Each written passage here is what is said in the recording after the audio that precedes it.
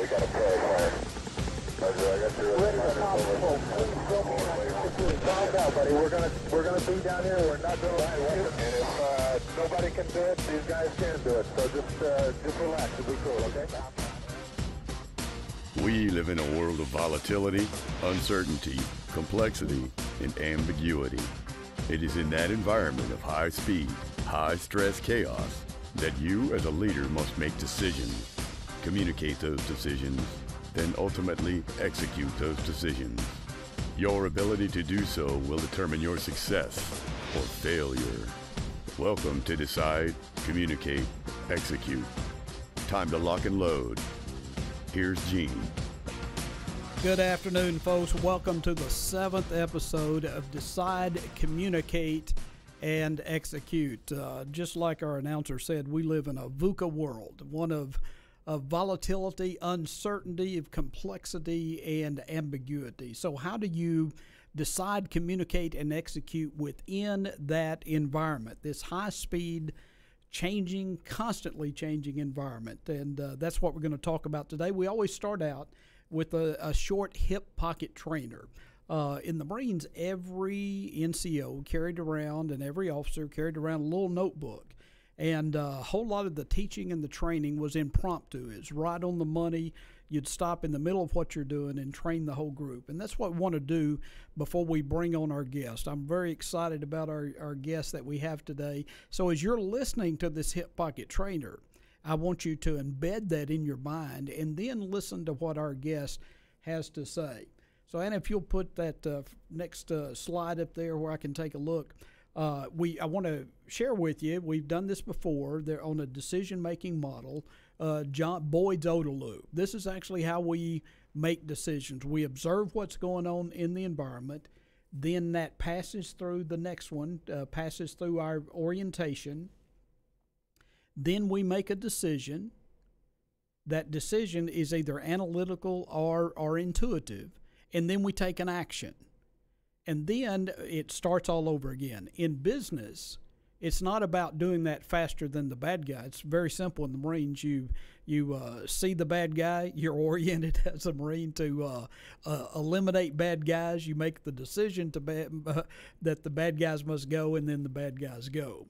In combat, the faster you do that than your opponent, you win. In the business world, it's how you do that inside of your client's expectations. Can you actually observe their needs, orient through your company culture, make decisions, and take actions quicker than the expectations is of your clients? But then it goes back to the most important part of this, Boyd always said, was the orientation. And that's what I'm going to be talking with our guest about today. He talked about cultural traditions, and you're going to hear our guests talk about culture.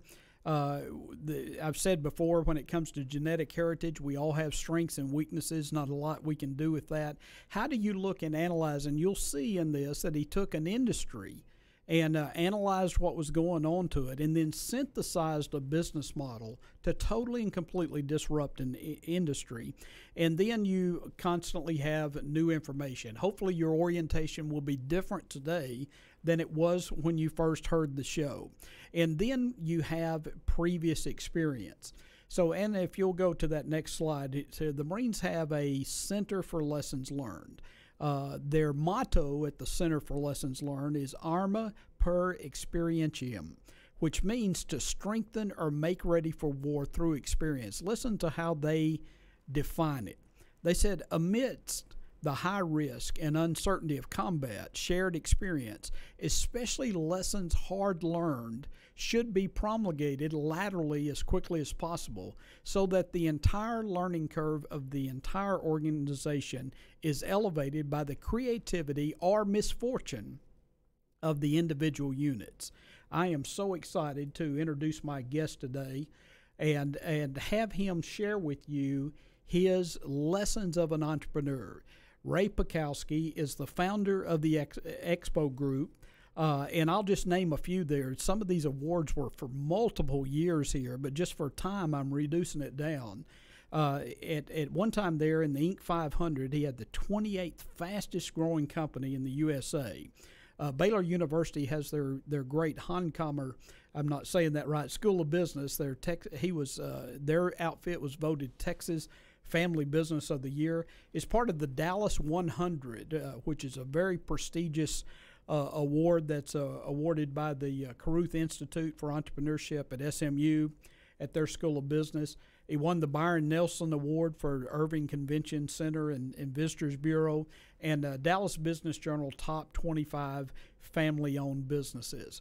What I loved when I picked up Ray's book was that in that were true lessons learned. And I had a great mentor in Walter Haley. He used to talk about the concept of open, other people's experience now. So you can go through and pay your own dues at the University of Hard Knocks, or you can read the Hard Knocks from other entrepreneurs and learn from them. Ray, I'm so excited to have you on. Welcome to Decide, Communicate, Execute.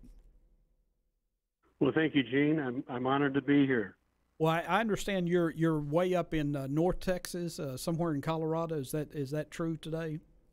That is correct. I'm in Durango, Colorado. Durango, Colorado. Yes, sir. We're at our corporate retreat. Fantastic. Well, look, I want to share with you. This is the forward, and this kind of Ray's book. And again, Lessons of an Entrepreneur.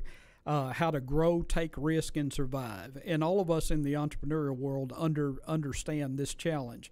Here's an intriguing thing that he wrote in the forward there, and I want you to comment on this, Ray. He said, nobody goes through life with an unbroken chain of success. Everybody has failures and mistakes. We all embarrass ourselves. We all have pain. We all have problems. We all have pressures. The people who succeed have resilience.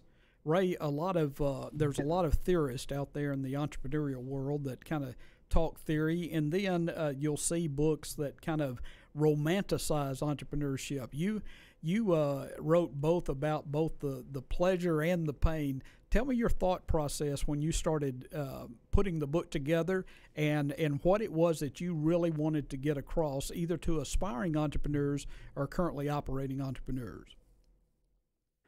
Well, Gene, I over the years, many people have asked me to share my stories and both my successes and failures, and many times they just said, "Why don't you write a book?" I've never written a book, just so your audience knows. So I'll qualify it at that. But I wanted to just kind of share my experiences and hope to help other entrepreneurs not make the same mistakes, although they're going to make mistakes, but hopefully not the same ones, and learn from the ones that I made.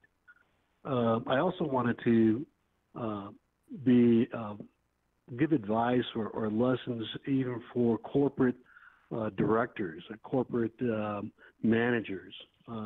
It's not just entrepreneurs. I think that a lot of the lessons that I wrote about can be used and implemented within a large organization, a Fortune 500 organization. Just if you just break it down into your area of management, you can continually break down the processes and be able to implement a lot of things that I write about in the book.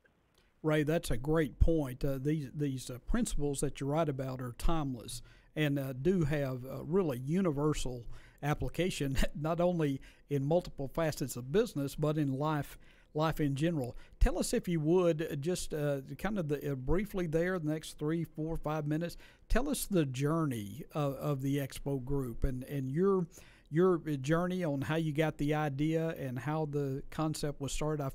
I particularly found it intriguing when you made the proposal with your existing employer and they turned you down. So tell us about that journey.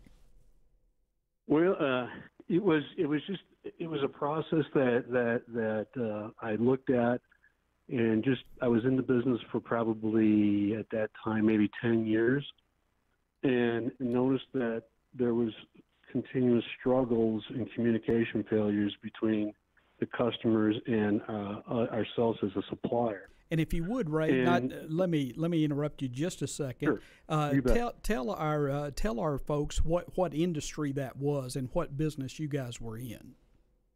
Sure. We are in the trade show industry, so we provide services for trade organizations that put on trade shows around North America. Okay, excellent. So you were telling us that you were working with your employer and had been in it for 10 years. For a large employer, and we, as I mentioned, had been in the business for 10 years, and just noticed that the challenges that the exhibitors were having on trade shows, mainly that there was not any communication between suppliers. So if you wanted to order, let's say, an electrical service for your exhibit, you had to go and work with the electrical company. If you needed carpeting, you had to go work with a carpeting company. If you needed cleaning, you had to work with another company. So all these various companies you had to deal with if you were a customer. So I used an analogy of it'd be like checking into a hotel room and having to stand in each line for each services that you may need for your room. You know, one line for a bed, one line for a telephone, one line for carpeting. And that's the way the trade show industry was structured at that time. And so I asked a lot of questions as to why this is done this way. And honestly, no one could give me an answer that was satisfactory to me. And it was that they just said that it's always been done this way. So everyone just kind of melted into that same framework, that same mindset that, well, this is the way it's done. And so when I suggested that we connect the supply chain for the end user to have one source to get all of these services and place them and be responsible for them, everyone thought that I had really lost my mind. Now, you have to keep in mind the year was 1987, so we didn't have automation that we have today, PCs, and actually back then we were operating on a DOS operating system, if you remember those. Right. I'm not sure how much, the age of your audience, but they might even recognize what a DOS is. Right. But so we had to, when I actually took the idea to the current company I was working for and said, I think we can streamline all these processes and make it very simple and easy for the end user to order services. And when I told him my idea, he actually did take it to the board of directors, and it was voted down. And as a result, I said, I've got to try this.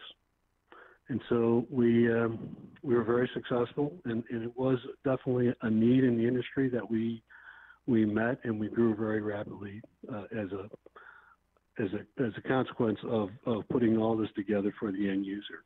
Fantastic. Well, part of that you said, I found this intriguing. Now, you came up with a very disruptive strategic idea, but yet you wrote this in here, Ray, which I found very intriguing and concur with her totally.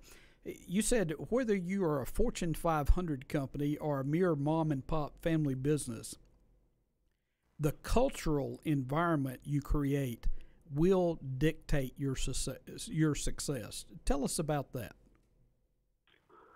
Well, I just feel that this goes back to my coaching days. Before I was a businessman, I was a coach for 5 years, and I took a lot of those principles that you need to be successful in sports, that everyone within the organization has to be aligned with the same goal and has to have the same vision. And so you have to create a culture that you can be successful with, and you have to identify what that is and make sure that everyone within the organization, from the top person, as myself, all the way down to the person who's working in the warehouse, maybe cleaning the carpet.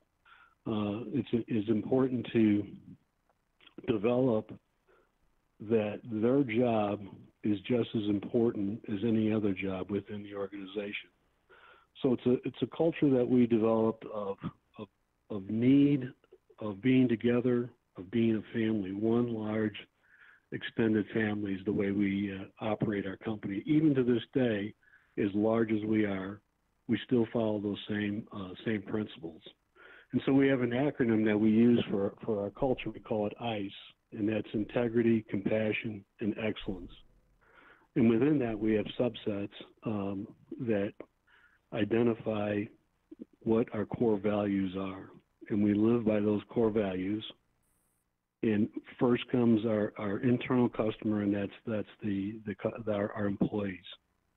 And then from there, that automatically spills out to our customers, knowing that we look at our internal customers and we're taking care of them. In turn, then they will go out and take care of all of our customers. That's fantastic, Ray. Believe it or not, I looked at that and I saw. Let me see. They're on I've got them on the notes here of what your actual mission statement is. It's helping people perform at a higher level. I can't tell you. I speak all over the country to large Fortune 500 companies. The Marines' mission statement is making Marines and winning battles. And I always point out two things, Ray, that you have to focus on the people first, just like you said. And the second thing I point out is that how rarely I have ever seen that idea or concept communicated in a business's mission statement. A lot of times they'll have, this is the battle we're going to be. We're going to be the biggest, the baddest, the best, etc. But with no focus on the people. Was that something you came out of the gate with, or just with maturity and time and experience, did that approach evolve for you? I think it was an evolution from that. It really just through years and different occurrences that happened within the company, how we all came together for each other when things were happening on a personal level more than at the professional level. And so we worked on that, and we look at how can we help each person within our company be successful? How can we meet both their professional goals and their personal goals? And so we work on that, and we continue to break that down, because each of us is different. There's one rule that I wrote about in there. Everyone talks about the golden rule, treat everybody like you want to be treated. So what we have is the platinum rule. We have the rule that treat everybody like they want to be treated, because we're all different. And you may want to be treated one way in a certain circumstance versus your colleague. And so as a leader, you have to learn to identify and meet those needs. And when you do that, you become extremely successful. Yeah, that's another area, Ray, where I just absolutely loved when I read that piece in the book. In the Marines leadership, they have leadership principles, leadership traits, but they clearly open up that segment of their leadership guide saying that Marines must be treated as individuals and not as some group think type approach there.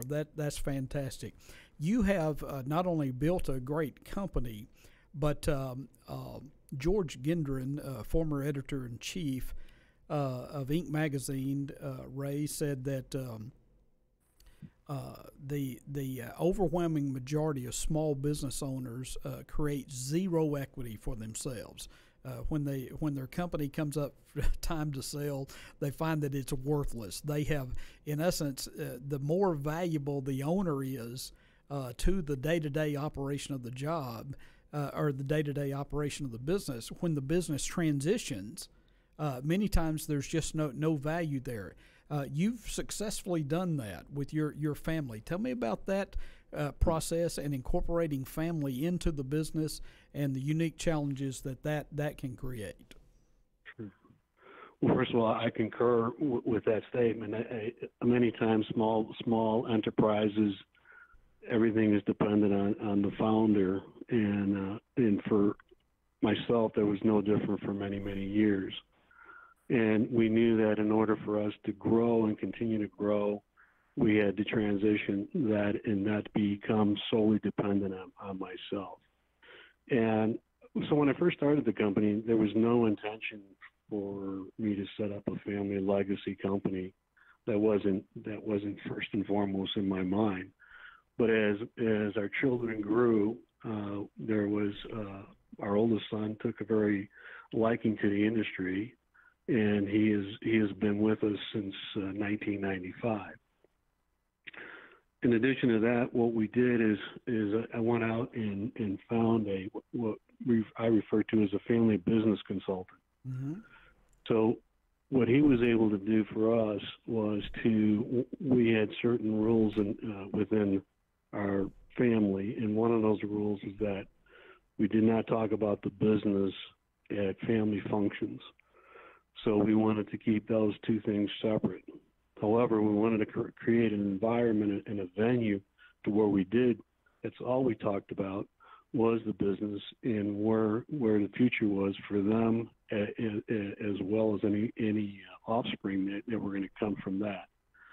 So we started doing that in 1999, and so we started meeting as a family with this consultant who facilitated the meetings and basically guided us to create governance within our family that in turn was also part of the company. And because of that, I feel that's helped us tremendously. And we still meet we originally started meeting on a quarterly basis, and then we now meet on an annual basis or as needed.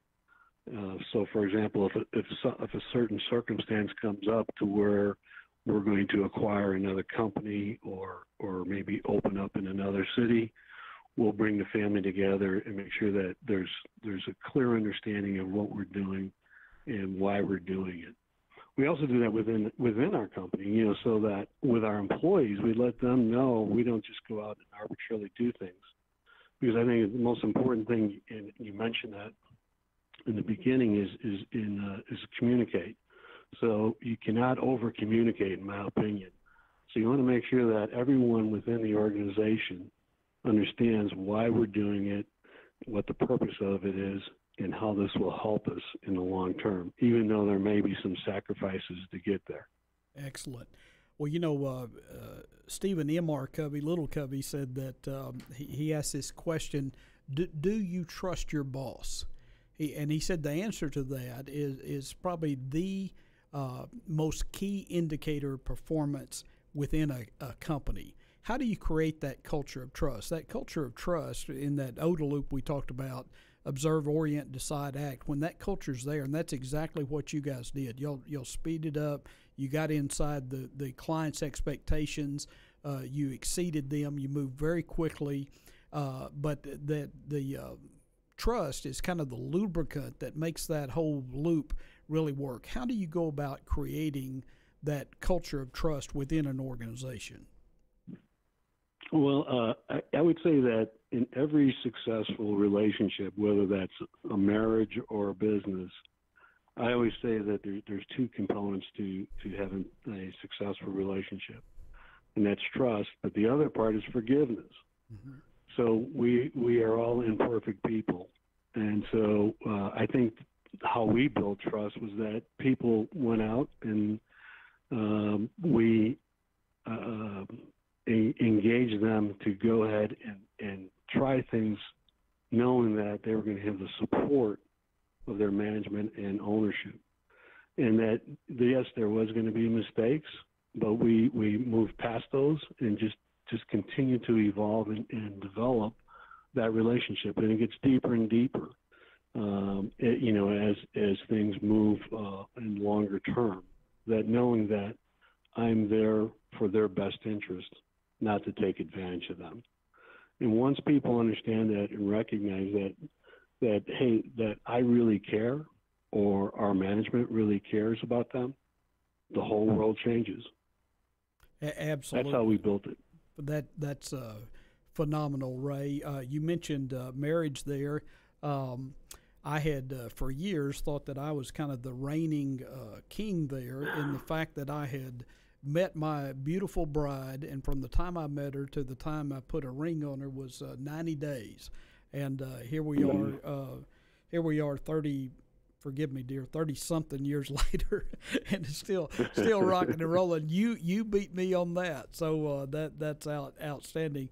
Tell me how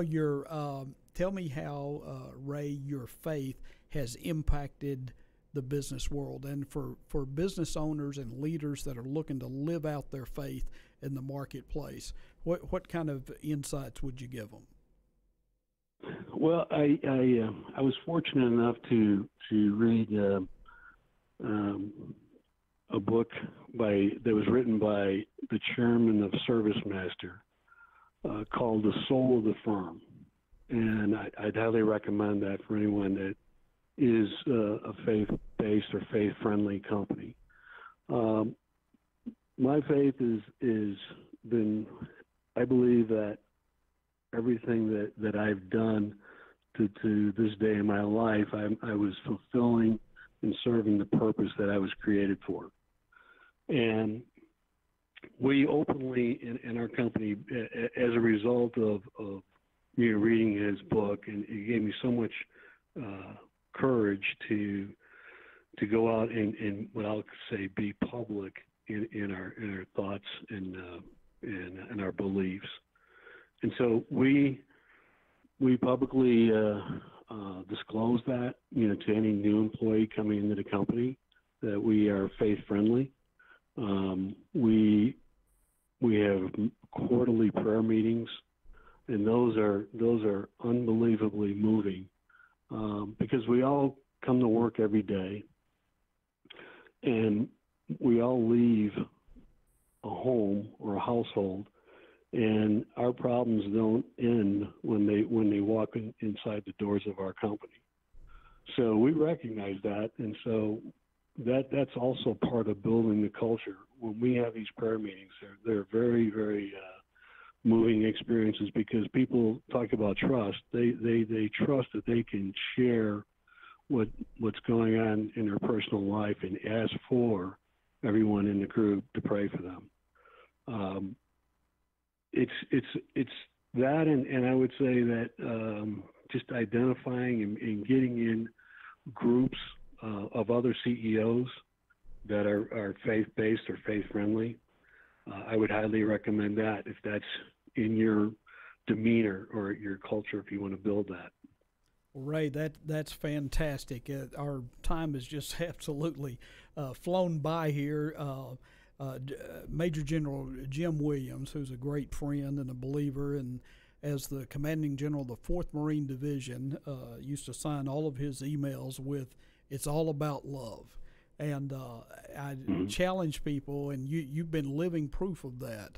Love can actually be a force multiplier. We live in a world and of hurting people, and if they come into an environment where they feel loved and supported, there is very much power to that. So, Ray, thank you so much for joining us. You're very welcome, Gene. If you will look, guys, you can go on Amazon and look at Lessons of an Entrepreneur by Ray Pekowski. You want to get that. I absolutely challenge you to do that. If we can help you at all in your leadership needs, you can see us and catch the show online at decidecommunicateexecute.com. If you've reached that point in your business where you're too big to be small, too small to be big, looking to the next level, give me a holler there, gene.blanton@boldmore.com. And just remember, until we meet again, love is a force multiplier. We're out of here. Semper Fi.